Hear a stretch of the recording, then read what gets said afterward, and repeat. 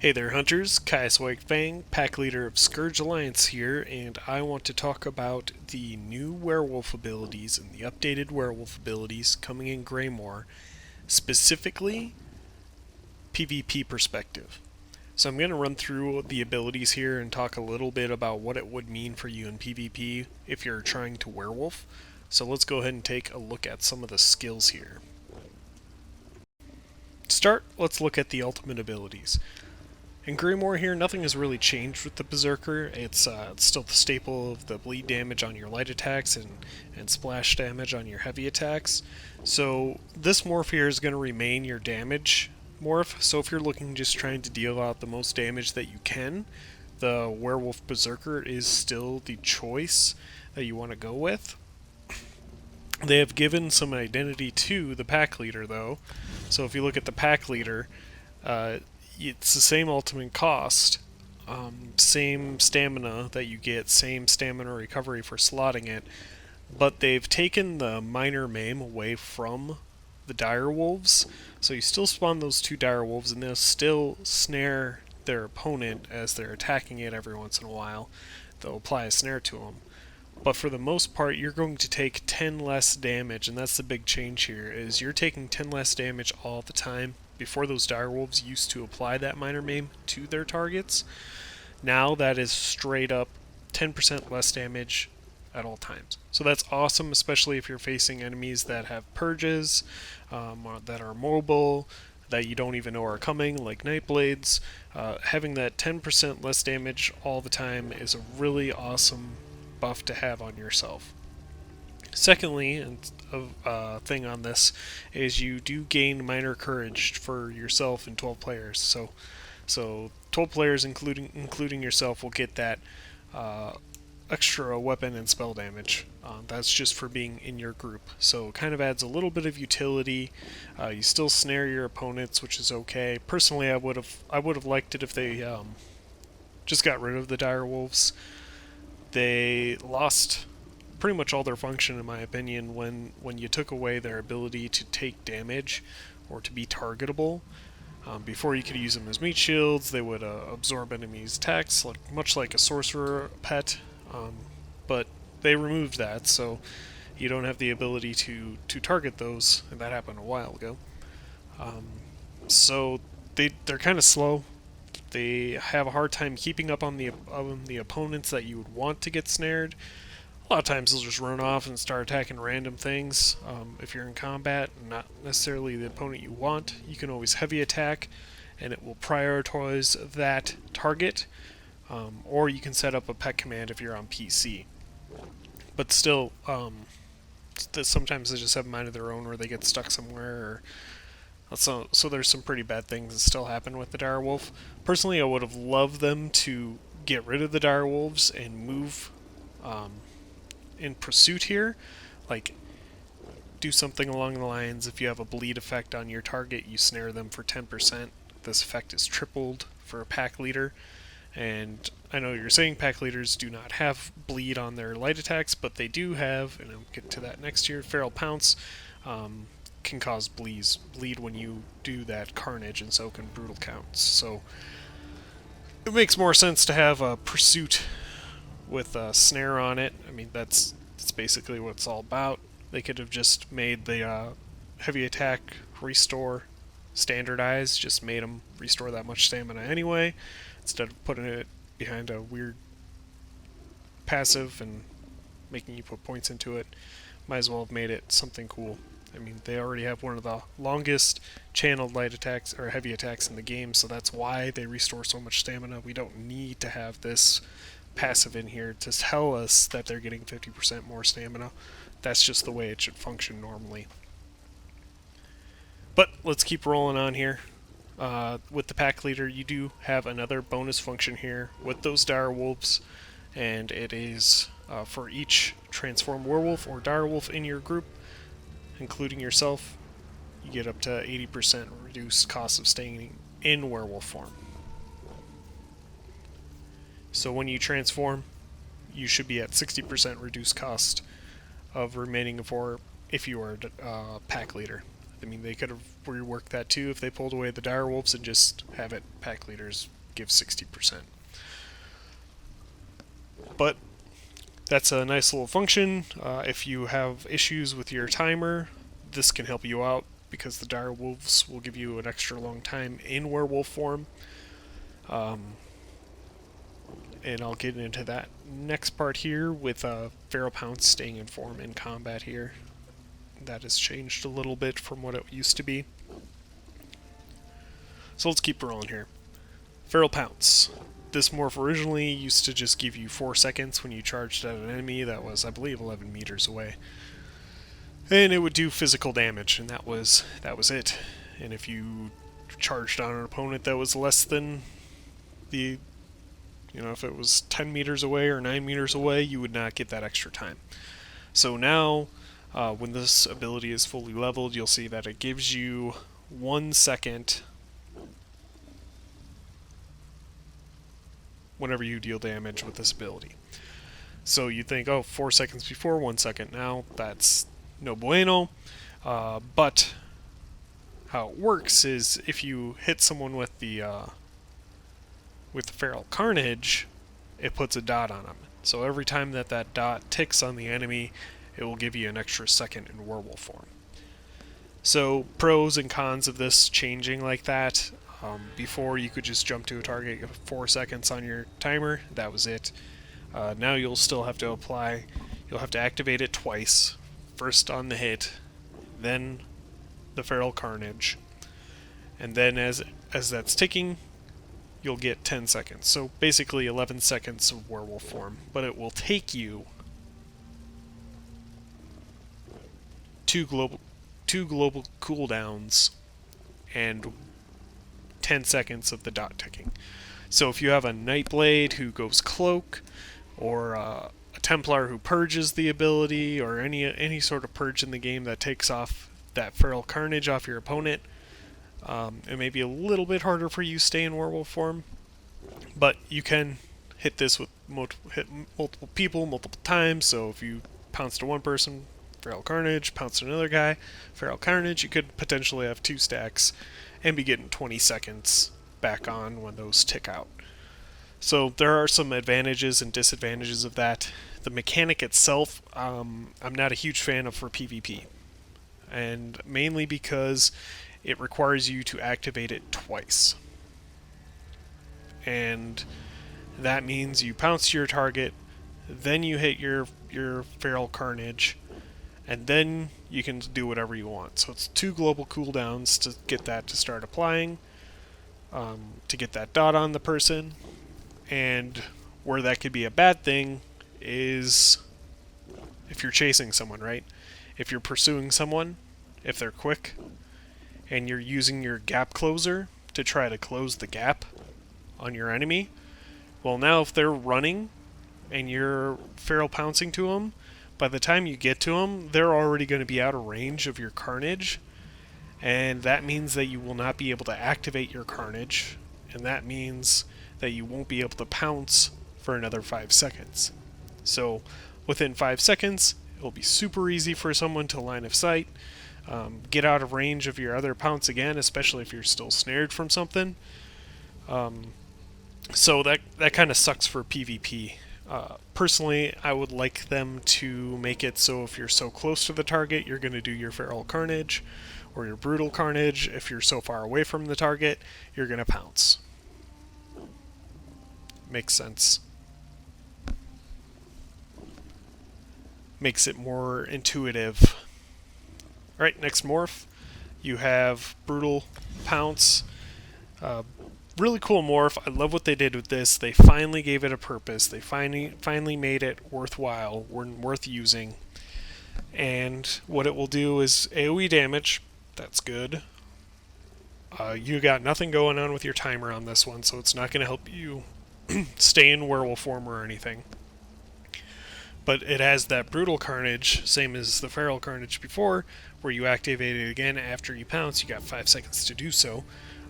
And it will apply that physical damage to your target. So this can increase in damage the lower the health they get. both morphs work this way. So it's kind of like a execute mechanic, though it's a little bit weird to try to activate it. Like if you're already on someone and you're already killing them, and then you have to apply your brutal carnage, that's weird. If you are jumping to a target that's already low health or lower health, you still have to jump to them and then apply brutal carnage in order to have that execute take effect. So in PvP, it doesn't really make sense as like a reactive, oh, this guy's low health, I need to execute him thing. It's okay, I'm going to close on a target, I'm going to apply my brutal carnage or my feral carnage onto them, then I'm going to start working them down. Much like a sorcerer applies their execute on a target before they try to burst them down. So that's kind of how this is going to work. In practice, I've seen some okay numbers come out of it, but usually by the time you've put your rotation on a guy, the effect is either run out or they're dead already before it really gets a chance to hurt them, because by the time it gets down to like 25 health, that's when it actually starts doing some sort of damage. So they could clean it up a little bit. But I like that they've put some meat onto these abilities, so there's some substance to them, there's some gameplay tactics to them. It's not so much just about jumping on a target and just light attacking away. There's some more thought that goes behind what you're doing in werewolf form, so that's nice. So then we got Hircine's Fortitude. Basically, it stayed the same as it was before. You heal yourself for X amount. 60% of your health, I believe, is what the number is still. The added effect there is you gain some stamina recovery and some health recovery based on how much you heal. And in this case,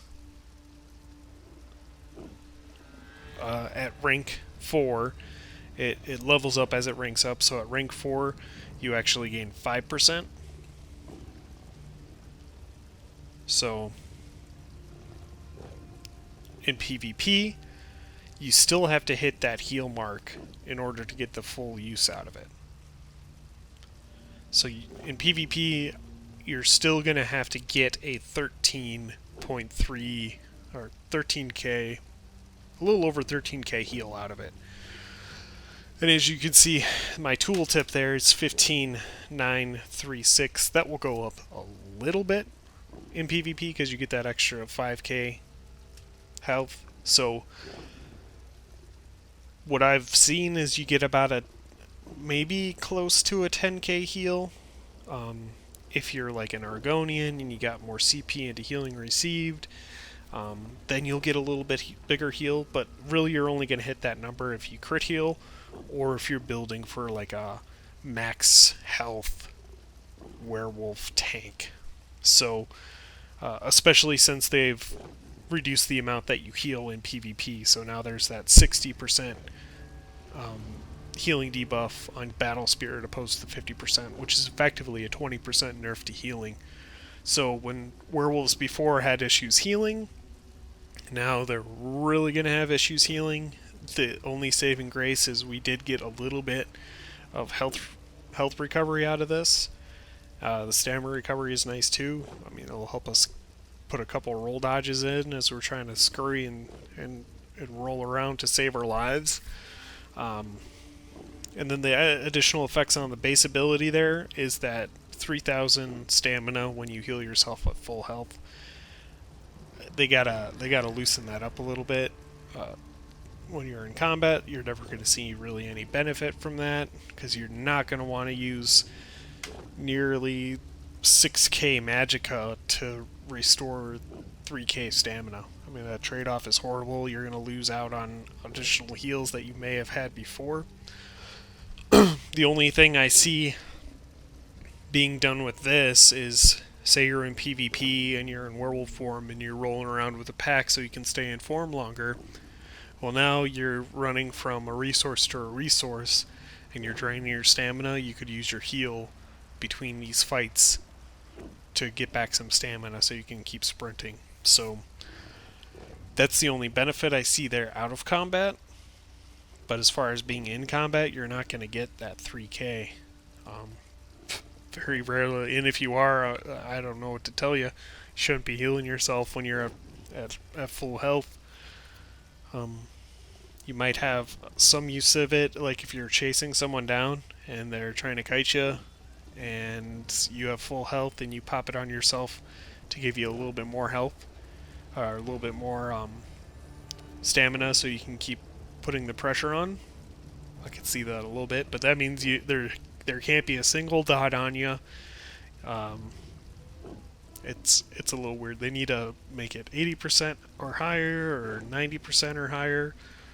Um, they gotta either like lower the cost. One thing I thought about with this is, um, why not put some magicka recovery on there too, so you can gain some magicka recovery somehow. Because the werewolf literally has no way to do that. Their heavy attacks restore stamina. Even when you look at the other ability that they added the sustain to, feral pounce, you see that they added extra 100 to that.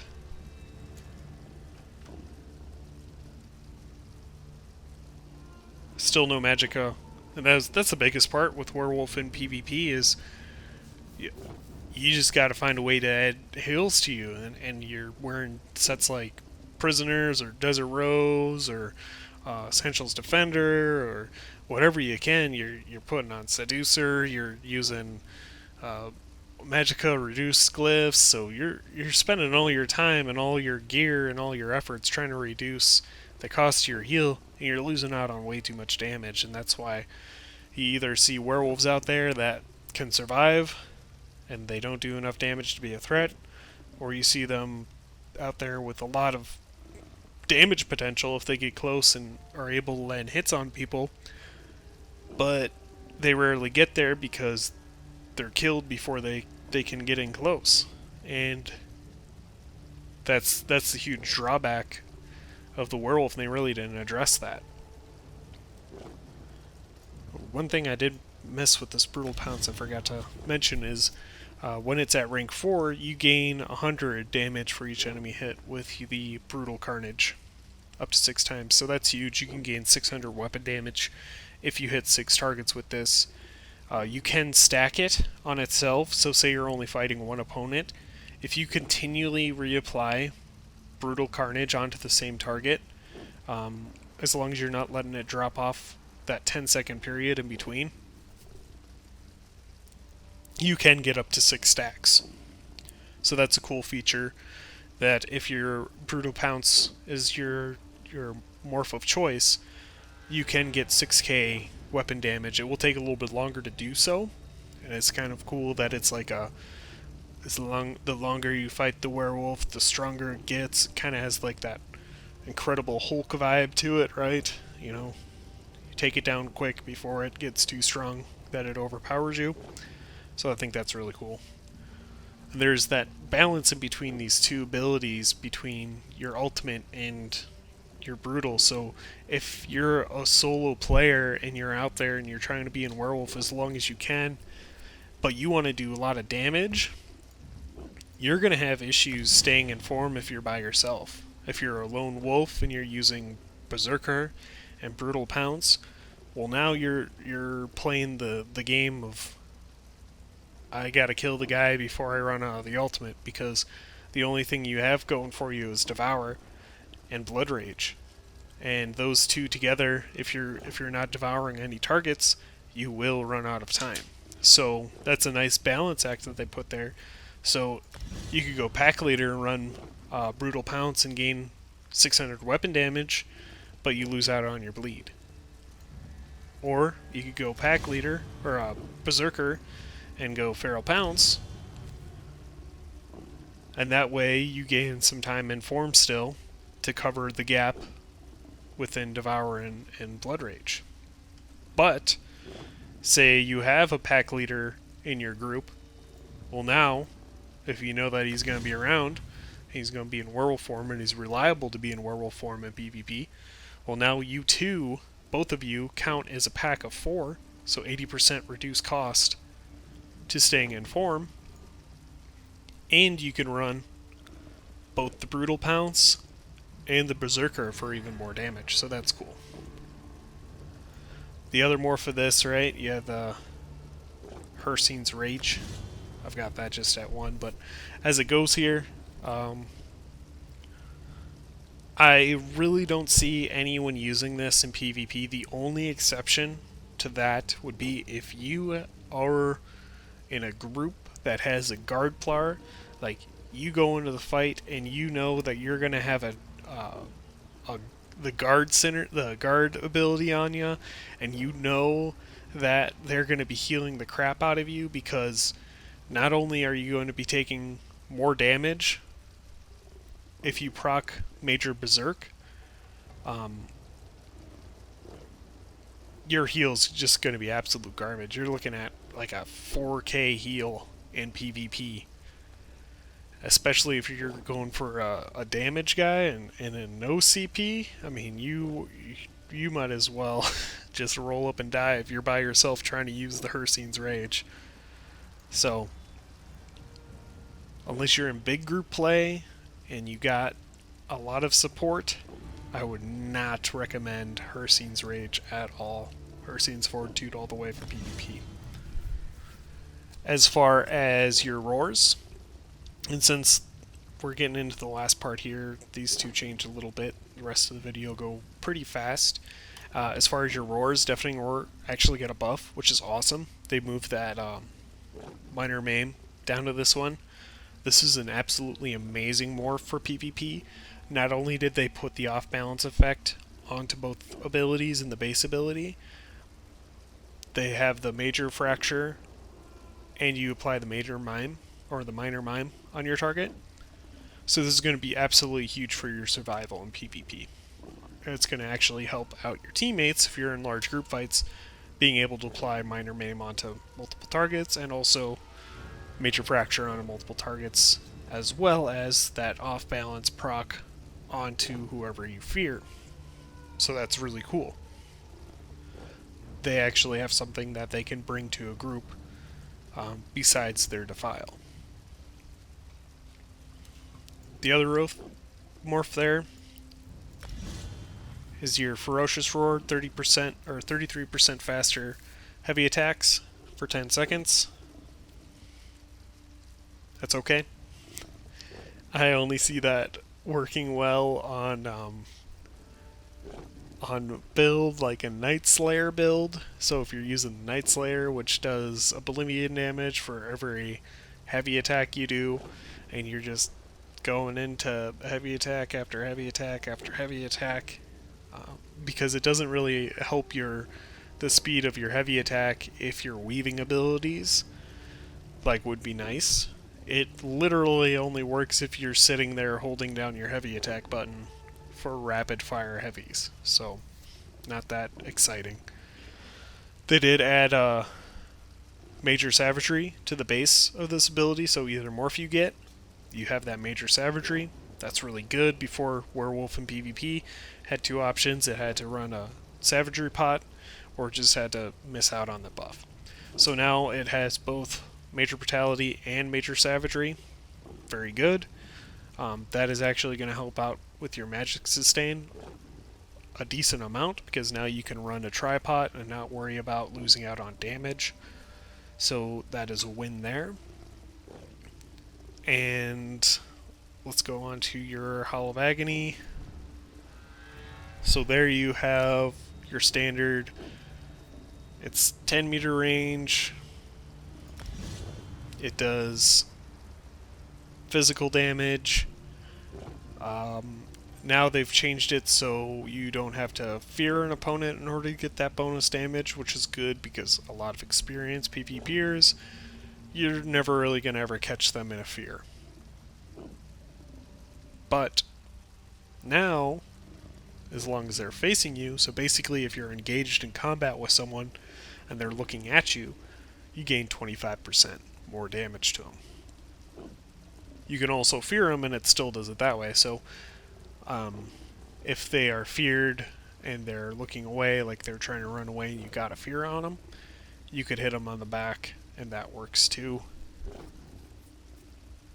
The one thing I have with that for PvP though is it is super hard to hit anyone who's moving. Like if they're moving at a good clip and you're a werewolf, it's super hard to get a fear off on them. With the game and the way the lag is in PvP, like you almost have to be running in front of your enemy on your screen in order to land a fear. I mean, ever since they took away the CC from Howl of Agony, which it needed to be done because it was powerful. It was a hard-hitting ability that could provide a CC, so it needed to be done. But as far as Werewolf and other solutions for CC, we have the fear, which when you're in the middle of stuff and people are attacking you, is good. But if you're being kited, it's just another one of those things that makes it super hard for a werewolf to actually pursue their target. I mean, here we go. There you go. Right there. Pursue. Right there. Hard to do, though. The other morph gives you the despair. It gives you the feeding frenzy synergy, so other people can activate that. The synergy is super buggy, even on PTS. It's still... I don't know if there's some sort of like range limitation, so you need to be standing so close or so far away, but they need to change that so it works better, because as of right now it's super buggy. It's nice that they kept the 10% on there for the damage for enemies that are facing you, so it's not like if you choose this morph and you're playing more by yourself that you're limiting yourself a lot, because it still has that 10%. You're just going to be missing out on that other 15% that the other morph gives you. On to your claws abilities here, this has not changed at all. So for note here, the Claws of Anguish has basically been the staple in PvP forever if you're a werewolf. And mainly because Claws of Life, while it should help you survive, in PvP it's not reliable. See on this tune I don't even have a single ounce of experience from using him just because it's not... If you're looking at like a 300 tick heal in PvP and you think it'd be awesome if you jumped in on a group of enemies and you hit 10 of them with it. The problem with that is in those larger groups there almost always is a healer, and they're almost always using Purge to purge their allies. Especially when they're getting hit by claws, because they don't know which claws it is. They just assume it's the one that has Major Defile on it, so they're going to try to help their team out as much and just keep pumping Purge. Well, the issue with that in Claws of Life is you're not going to see a single tick of healing when you're fighting big groups, because the Purges are going to be going off so often that you're never going to get a heal out of it. So it makes it not really worth using. You do get minor maim or a minor defile on your target because it applies that disease status effect. Unfortunately, the disease status effect doesn't work on everyone, so if you're fighting an Argonian, they're not going to see that because they're immune to disease status effects. So not very reliable Claws of Life. Claws of Anguish is great because you're cutting down the enemy's heals. So if you're fighting a single target and you apply it to them, you've just increased the amount of pressure that you're putting out because you're reducing the amount of heals that they can put in by a lot. So you may not be increasing your damage, but you're increasing the damage you do in relation to the healing that's being done. So that's what's going to help you kill your opponents. So this is still the morph I recommend 100%. I mean, unless you're doing some sort of crazy troll build that's just looking to make people angry or frustrate them or whatever trolls like to do, Claws of Anguish is still best in slot for the werewolf. Alright, that's all I really got here for that. None of the other passives changed except for that Call of the Pack that I touched on earlier. I do have quite a few builds that I'm working on here that I will share with you guys when Greymoor is going live, mainly because there isn't a lot of footage to showcase. I can do some dueling like you've seen in the corner there, but for the most part, these builds are for open world or for no CP PvP or scenarios that just really don't exist on the PTS, so it's hard to get footage for you. So with that, hunt well, guys.